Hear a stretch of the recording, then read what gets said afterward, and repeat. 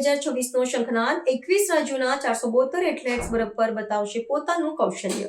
લેહના ઐતિહાસિક એનડીએસ સ્ટેડિયમ ખાતે lieutenant governor કવિન્દર ગુપ્તાના હસ્તે ખેલો ઇન્ડિયા વિન્ટર ગેમ્સ 2026ની છઠ્ઠી આવૃત્તિનો ભવ્ય પ્રારંભ કરવામાં આવ્યો છે.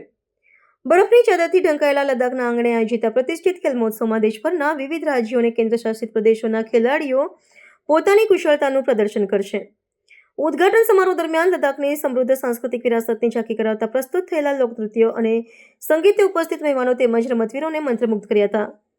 આ વર્ષની સ્પર્ધામાં ભારતભરના 21 રાજ્યો અને કેન્દ્રશાસિત પ્રદેશોમાંથી કુલ 1000 પ્રતિનિધિઓ સહભાગી થયા છે, જેમાં 472 જેટલા કુશળ રમતવીરોનો સમાવેશ થાય છે. આ 8 દિવસીય રમોત્સવમાં ice hockey, ice skating, speed skating અને ફિગર સ્કેટિંગ જેવી રોમાંચક સ્પર્ધાઓનું આયોજન કરવામાં આવ્યું છે.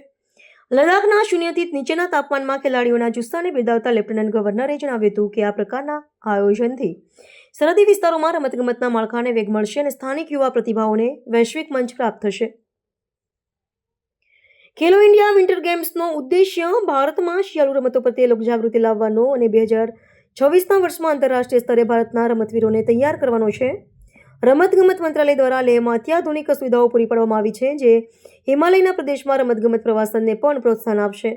આગામી દિવસોમાં વિવિધ વયજૂથના ખેલાડીઓ વચ્ચે ખરાખરીનો જંગ જામશે, જે ભારતની વધતી જતી ખેલકૂદ ક્ષમતાનું પ્રતીક બનશે.